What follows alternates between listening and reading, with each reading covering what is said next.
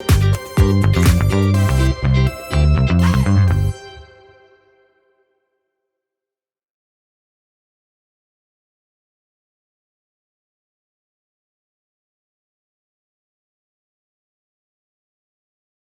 welcome to the iGlobal, the great big Indian money show. Is buy-to-let still worth it? I'm Dina Boudier from P2M Group, independent financial advisor and CEO of P2M, and I'd like to welcome today's panelists. We have Diksesh Patel, Dhruvesh Darji, Parish Raja, and Pritesh Patel. So guys, we're going to be talking about buy-to-let. So first of all, if I can turn to Parish. Parish, why are people shifting from buying single residential units to HMOs, housing of multiple occupation?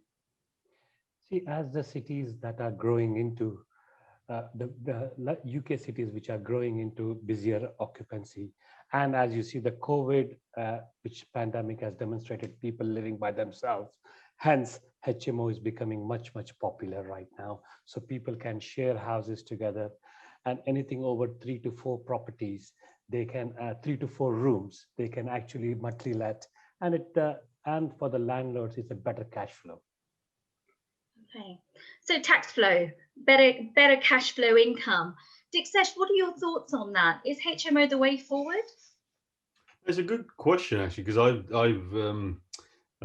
done a fair few HMO conversions. I think at its height, I used to have about 70 rooms, 14 HMOs, and I decided that the operational management of that just wasn't me. So I'm a lazy landlord, and I've gone back to single lets, but also buying well. You know, I'm full time in this business, and therefore, they always say you don't make money on property when you sell. You make money on property when you buy, because you buy at the right price. So I've gone back to that, but buying much better. That helps improve cash flow. Now HMOs, houses of multiple occupations, still good for people maybe early stage looking to increase their income and cash flow. Maybe they're working in a corporate life where they've decided they want to transition out. So it's a good starting point. But just be aware of the operational overheads, especially the operational overheads around accounting and management. So it seems to be there might be a lot more headache involved in HMO. Pritesh, I think you guys prefer to go into non-headache investments. So, what would that be? Yeah, so look, the majority of stuff that we're transacting for our ultra high net worth and high net worth clients tends to be the commercial let properties. There is obviously, people talk about the high streets and their concerns, but a lot of the things we buy for clients tend to be your convenience stores, drive-throughs, and assets that will be around for many decades to come. And we've seen a real shift of actual buy-to-let investors having portfolios already and deciding that they want some less headache properties. And obviously with commercial, certainly with the blue chip companies, you get 10-15-year leases, fixed uplifts, and you get quarterly rent checks, and therefore there's much less headache than the management of certainly HMOs and lesser so with single let residential. So Pritesh, I assume the landlords don't have to go and change the light bulbs or anything like that when it comes to No, nothing like that. The usually fully repairing, insuring leases to obviously, multi-million pound companies. And so essentially it is just the initial purchase of the property. Management costs are a lot lower if you decide to use a management company. Otherwise you can just manage it yourself quite simply. Okay, fine. And Dhruvesh, I mean, a lot of people, there's still a lot of new builds out there. There's a lot of opportunity on, flipping. Is that still there? I mean, should landlords, investors look to do that? I think it depends on what you want. Is it cash flow you want on a monthly basis, or is it essentially a capital pot that you want to use to kind of go on to bigger projects? And it goes back to kind of what Diksesh said in terms of buying well. If you can buy a value that's under the market and you can add value to the property, whether that's through a refurb or through extending or through adding more rooms, then it is definitely a good strategy. And it's something that I've done in the past and something I look forward to do. But it's all about buying well and ensuring that you have kind of numerous exit strategies too. Right. Parish, there's this north-south divide. So, are people shifting their investments up north, or do we still have hope in London? There is a shift with the north and south. It's north is very much small ticket stuff, where I say which lesser price. The property prices are anywhere between 50,000 going upwards, and whereas the south is very much 500,000 ticket, which is what it's coming here. But as you see, the average home price in UK is hitting around £250,000 now, so £250,000, and it is bound to go up by next 10 to 15% in next 3 to 4 years. That is what Savills are predicting right now. I think there will be a good shift because a lot of people will look to buy a lot of buy-to-lets in all sectors wherever they can afford to buy. That's what the shift will come. Okay, and is it a tax efficient investment, guys? You know, there's all the construction builder guys many years ago plowed all their money into property, but actually they were actually just getting taxed. So are you getting return on your money, Pritesh? Well, I mean, the difference between, obviously recently there has been changes to the residential tax system, and therefore, and again, that is why we have seen a shift from the usual buy-to-let investor coming to us asking for commercial investments. And when I say commercial investments, they don't always have to mean that there's no buy-to-let within them, i.e. residential. A lot of people can buy the mixed-use shop on the ground floor, residential above, and still benefit from the commercial taxation, which is a lot more efficient than the residential taxation. And how is it more efficient buying under a limited company, Dhruvesh? You know, what's the difference? Yeah, so within a limited company, you're not impacted by Section 24, which was brought in was announced in 2015, implemented in 2017 till now. And what sorry? Section 24. So Section 24 is essentially landlords that have properties, investment properties in particular, in their name now cannot claim mortgage interest as a part of their tax deductible cost, which means essentially they're going to pay more tax on the profits at the end. And you've got to look at who's really impacted by this change. And it's impacted by those landlords who have been in kind of industry in property for kind of 15, 20, 25 years. Wow. And now they've had portfolios which are making them a good profit from until now, whereas Section 24 has actually led to some landlords even breaking even or making a loss on their portfolio. And the one way to negate Section 24 is actually to kind of sell off their properties completely. And look, they might be tired landlords and might think, look, you know what, I just want to realize my gains and leave the industry. And I think that's what a lot of particularly landlords who have bought under their own name in the history have left the industry. So I think that's why we're seeing this shift, which was mentioned earlier. I've noticed many people as sort of investors are taking advantage of stamp duty. Parish, how does that help the investor? And what if they don't meet the deadlines? Do they have any other ways of financing or making sure the deal actually happens? See, the stamp duty has been extended till June. And I think there are a lot of people who will capitalize on that, especially the money is cheap out there. It's easy to get mortgage and it's easy to get borrow cheap money at 1 or 2%. So you will see that 9 million people who are currently renting will also become landlords who will start to buy their own products and start to have their own properties, which is a good thing. At the same time, you will also see people trying to build their buy-to-let portfolios, which will get into that. And we as a bridge lender, we can lend money on 7 days, within 7 days to these individuals. So if they can't meet a deadline, then knock on our doors and my team can look after them within 7 days. So for me, it's very, very easy to lend. However, yes, the long-term funding will take slightly longer. You are an IFA, you understand how long the mortgage takes, but that's where we come in that space and we will fund it. And then they go to the long-term lenders. That's how we will do it. So bridging is an avenue that people could make sure the deal happens and possibly then refinance back to a residential mortgage, Parish. So that's a good stop solution, isn't it, for some? It is. Since the global crisis of 2008, alternative funds have taken a market space. The market is currently around 8 billion in the market space. We as a company hold about 3-4% of that market share. And it is bound to increase because as the demand grows, there will be a good alternative base to first step in So it's like Dhruvesh said, that if people are looking to do some flip in the market space, they can come to us, and they have enough time to flip that within the 12 months time scale, so they can still make some opportunist money. But again, that risk is their take, not our take. Our take is on a value take. Yeah, sure. Dixesh, you spoke about bank of mum and dad. So building these portfolios and being great investors, how does it get passed on to your children, or what happens? That's a great question. Well, most of these bank of mum and dad have bought assets historically in their own names. When they first bought them, they bought them as either pension pots or assets to sort of pass down to the next generation. And obviously, I view Section 24, which is these mortgage interest relief taxation, as almost like a retrospective tax to all these people. So, as I think Dhruvesh said, they've got a couple of ways of doing that. Either they can liquidate today, realize the gains, and then look to potentially pass that down to the next generation. Also, lo and behold, they might want to use some of that wealth for flying off to the Maldives or something. And I strongly encourage that generation to do that, rather than sort of hoarding stacks of cash.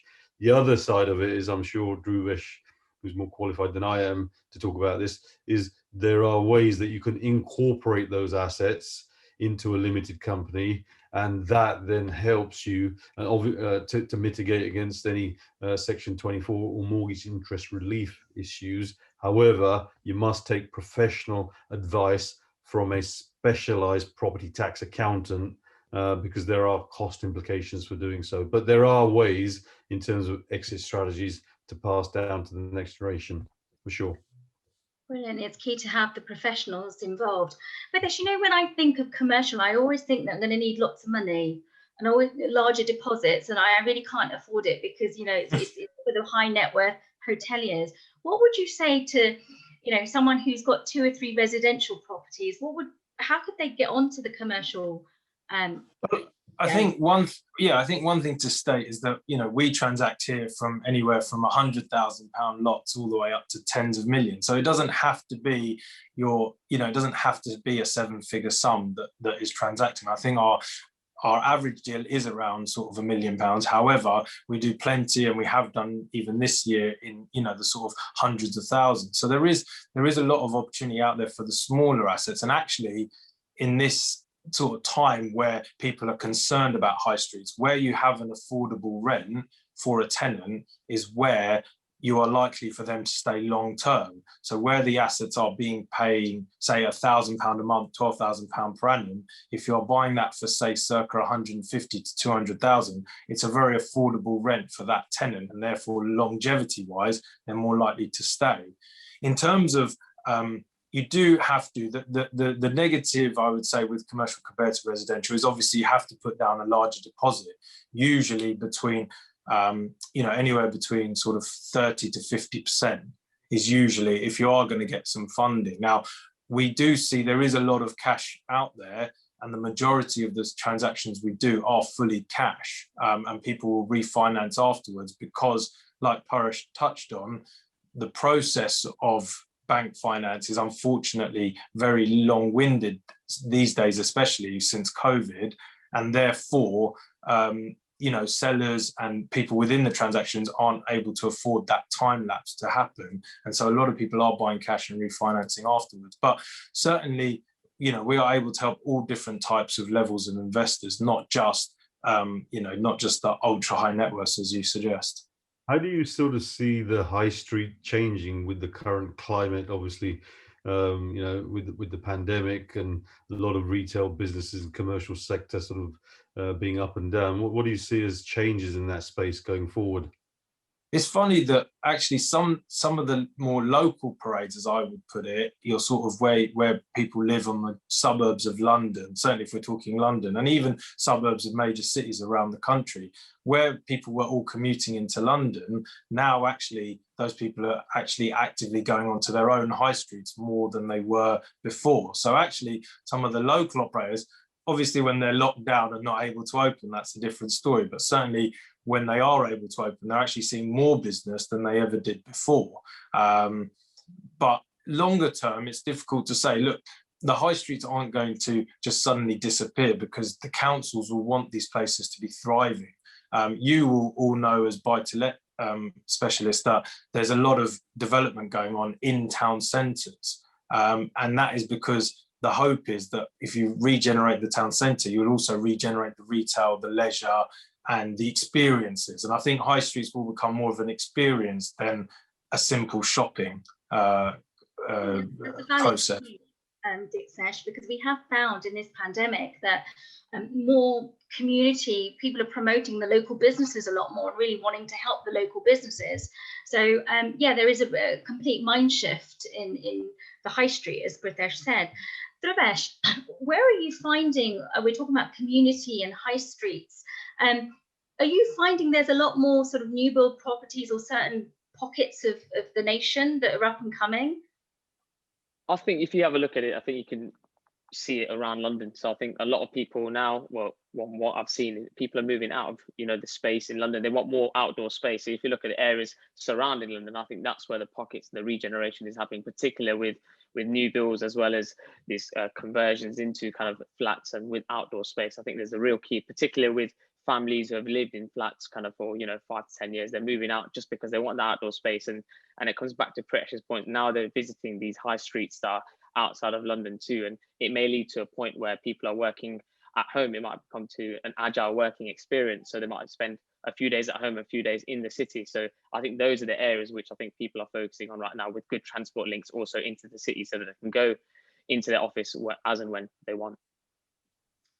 So guys, I'm going to ask you for your top 3 tips on what an investor should look at when it looks to buy-to-let investments. So Dixesh, top 3 tips, please. Top 3 tips. First thing we always forget is the small skills. Go out there and stomp the pavements and build relationships with estate agents, sourcing agents. Also, you have a fantastic network around. The number of times I've spoken to my accountant or commercial lawyers, you never know where those deals are coming from. So relationships, the money is in the relationships. That's huge. And then the second part is, as Dhruvesh mentioned earlier, always find property where you can look to add value, or you've bought very well at the front, but you might be able to get a loft room, do an extension. And the third part for me, I think sometimes it's underestimated. People see the shiny penny of London. Yes, it's going to keep going up. But for me, equity is vanity, and the real thing is cash flow. So always make sure that you have your backstop, as cash flow is king, because over the long term, whether the residual value of that asset goes up or down, as we've seen in the past when Lehman Brothers went bust, cash flow is a big component. And I would say that people should not shy away from things like HMOs. And also, I do believe the next big thing will be around serviced accommodation as well, because the UK is on a ticking time bomb, and we're all ready to go out there and get to those beer gardens. Great. Look forward to the day we have those beers together. Dhruvesh, your top 3 points. I think it's building on Dixesh's points, actually. I think number one, building those good relationships, particularly with those estate agents. You want to get to a point where they're kind of contacting you rather than the other way around. So if you can build those good relationships, you'll know exactly what's happening in the area. Secondly, focusing on kind of one area that you want to go into and you want to invest in. Sometimes you can say, oh, I want to go up north because it's cheaper, or I want to do it in London because there's going to be better capital appreciation. I think take it one step at a time, focus on one area, make sure you know it inside and out, walk the streets if you have to. I think that's my second one. And finally, I'd probably say, because I'm a chartered accountant, it's all about the numbers. You need to know exactly what you want and what your investment criteria is. If you don't know that, then you can't really work backwards in terms of what you want as a property. So definitely focus on the numbers, focus on your return on investment, and focus on the yield that you potentially want. Excellent. Parish, turning to you. From my perspective, if it's for new entrants in the buy-to-let market, they should look at the areas they know very well, because that is one of the first things they should worry about it. Then, of course, I second what these gentlemen said, is they should build relationships with everyone. Also, if things don't work out, you need to have an exit plan. And what will your exit plan be? That is quite fundamental. If these 3 things are taken into account, I think you cannot go wrong on buy-to-let. Buy-to-let is definitely for a long-term investor. Short term, yes, you can work on flipping it and adding value by doing like HMOs and everything. That is a very big market, and it can become a full-time job if you if you are interested in that, then it can become a full-time job, and it's a good marketplace. But my first point will be is start off with the area and then grow where the opportunity takes you. Absolutely. Work with your familiarity first. Makes sense. And Pradesh, your top three. Yeah, I'll take it on a different stance because we don't fully do buy to let, but I think the three main things are location is always key, a little bit of walking steps, but location is key. Boris touched on it, obviously knowing your areas, but also even if you don't know the areas, there are very good pockets in places that you don't know. So location is very key. I'd say obviously from looking at it from a commercial point of view, there is always potential in upper parts. Some commercial tenants have whole buildings but they don't utilize the upper parts. If you buy an investment with that, you can quite easily convert the upper parts and add your values in there. And then the last point I would say is something a little bit different, but look at auctions. Something we do a lot of work in is commercial auctions and residential auctions, but you can pick things up at good prices, and that does still happen, despite how the internet and everyone can see it is very public in the public domain, but you can still pick up the right things at the right prices. And obviously you can come to people like ourselves and other people who can help you with the auctions, who might not know or be familiar with the processes involved. So wonderful. Clearly, guys, there's an opportunity for everyone who wishes to invest. From first-time investors to commercial investors, location seems to be key, and it's about making sure you've got the correct professionals around you. Well, I'd like to take this opportunity to thank you all our experts on this panel, and I'd like to hand over to Tony now.